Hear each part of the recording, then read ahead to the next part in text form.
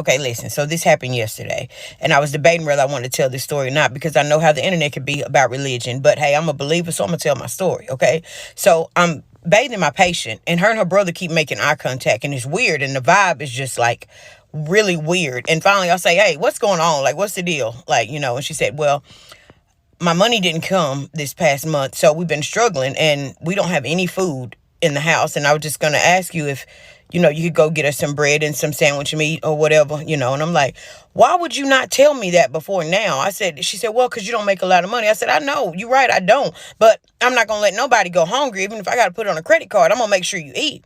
So I tell her, let me get done with you and I'll go, to the dollar store and get what we need. So fast forward, I go to the dollar store. I get there. It's packed. There's people everywhere. The parking lot is full.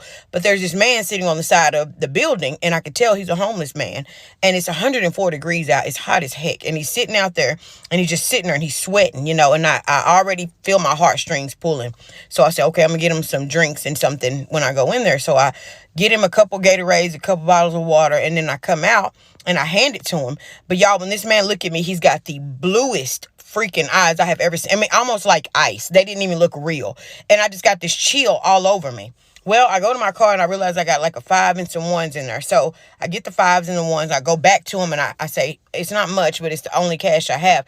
When his hand touched mine, there's like this shock that goes through me. Like, I'm serious. I can't even explain it. And it freaks me out. And he says, God bless you. And I said, thank you. I need it. He said, no, I mean it. He said, 100 people walked by me and not one person stopped, asked if I was thirsty, asked if I was hungry, anything. But when you got out of your car, there was a light about you that I knew that you were going to be the one to help me when you came out of that store.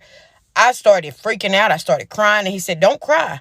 He said, you got many blessings coming. He said, keep being the person that you are, and you will see a major blessing coming your way. So I want to tell anybody, anytime you feel that you need to do something, don't ignore that feeling. Do it. There's real angels walking among us, and I don't care what anybody say. And I feel that man was one of them.